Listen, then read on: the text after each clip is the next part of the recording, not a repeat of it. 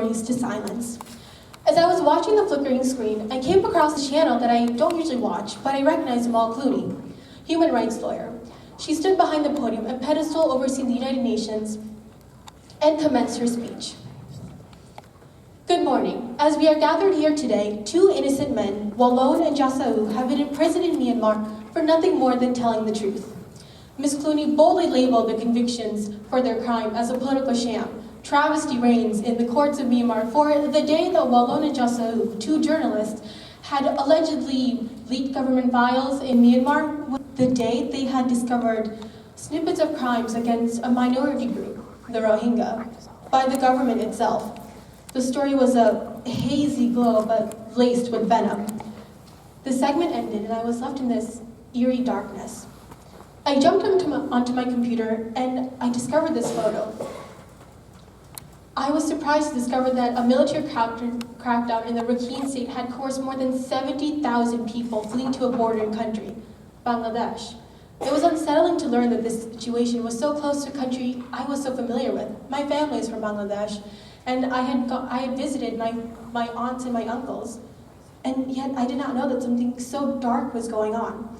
I'm well familiar with the messy politics and poor legislation of Bangladesh, and although Bangladesh had won great admiration from the international community for aiding these Rohingya refugees, I was familiar with the slight hectic state that Bangladesh was in, and these Rohingya refugees, whoever they were, I doubted they would be barely privileged with butter and bread. But who were these Rohingya refugees? What exactly did the government of Myanmar want to hide with such fervor?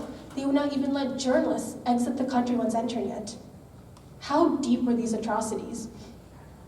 As any epic story of the vibrant nations of the East begins, Myanmar was born from the ashes of British colonialism, formerly known as Burma. The Burmese people were subservient to their white masters, and it was as the world shook during World War II that Burma had gained its independence and became Myanmar. Myanmar is stained with the blood of the revered father of independence, Aung San.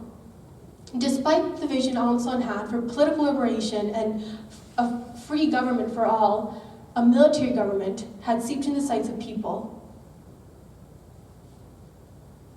And this military government was ruthless. Men in green uniforms and yellow hats paraded the streets and had assassinated Aung San for opposing the government. His daughter, Aung San Suu Kyi, became the voice of opposition against the government and had even confounded the National League of Democracy, hoping to champion civil rights. However, something else was going on the sidelines, something one could argue was the true story of Myanmar. Myanmar is a land of many different ethnicities. However, under the government, only a select few ethnicities were regarded as legitimate, rather, as citizens, true citizens of Myanmar. Among the majority, the Bamar Buddhists. Among the minority, the Rohingya Muslims.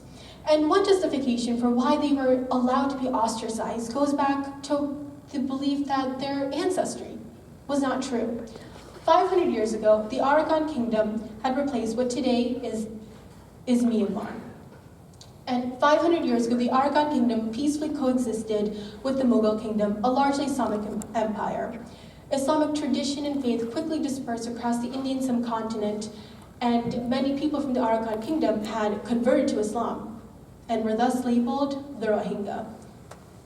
And it is this idea that since the Rohingya are not Buddhist, is why they are allowed to be outcasted. But regardless, they are living in this country, and yet they are not seen as true citizens of this country. They are living in dire conditions. In fact, in rubble, in dust, and even their own filth. They were living in ghettos. Any human being would want to escape such conditions, and they tried to, except the government would not even issue passports because that in turn would acknowledge that they were citizens. And so they stayed and became a new label, internally displaced people, lost in their own homes. In 2012, shouts were exchanged between a Muslim shoekeeper and a Buddhist customer. It quickly escalated. So much violence into mobs and riots, to villages being completely burned down to the ground, nothing but ashes. One spark had fueled the fire of hate. You are not one of us. And 4 years later, the military advanced in expelling the Rohingya, with no strings attached to Aung San Suu Kyi, by the way. Men in green uniforms, yellow hats, aimed their rifles, and shot. And it's because of this we know the story of Rajuma, a mother, as any mother would have an instinct to protect her child. She was running from a soldier until one grappled her, clawed at her face, pried her screaming baby out of her arms, and threw the baby into the fire. The UN calls this a classic textbook example of ethnic cleansing. Think about what you know from those textbooks. And what is their leader doing about all of this? Well, Aung San Suu Kyi had confounded the National League of Democracy, hoping to champion civil rights and champion human rights. Yet, ironically, on the topic of the Rohingya, she was largely silent. In fact, refusing to even call them Rohingya. She called them illegal immigrants from Bangladesh, a largely Muslim-populated country. And on the topic of Bangladesh, although Bangladesh had done great to aid the Rohingya refugees through relief and camps, the space in these camps meant you were breathing someone else's air. What terrible conditions. And the space in these camps were so terrible, people began dying. And Bangladesh, a legislation was passed in Bangladesh which forced Rohingya refugees to go back to Myanmar, back to their persecution and oppression. What a friendless people. When I first heard the story of Walon and Jasau, two journalists, I didn't realize that to effectively erase someone's existence, even an entire nation's existence, you silence their stories.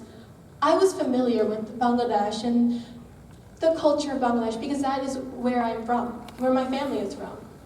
And yet I didn't know anything about Myanmar, a country that was so close, bordered the country even. Except I did know this story. A country striving for political independence from British colonialism, only to find out that this new independent nation had deep tensions with religion and language. That was Bangladesh nearly 40 years ago. I know this story, and you do too. The Armenian genocide, the conflict between the Hutus and the Tutsis, the Palestinian-Israeli conflict. We have all heard this story before. You are not one of us. Us versus them. It is not just a statement, not even a rhetoric, rather an entire belief system. So why do we let these stories keep happening? Why do we let them happen over and over again? Because countries border each other, but that does not mean that separates the basic human rights a person deserves. Peace, security, freedom. I think we let these stories be told, but we don't understand them enough to tell them. We let them play out, but we don't retell them. We don't understand them enough. And so they become the untold stories of humanity. And so I urge us not to focus on the victories of the leaders, the oppressors, rather focus on the struggles of the victims, the hopeful, the brave, the pious. Let our eyes wander the unlimited sights of this world and tell the untold stories. Thank you.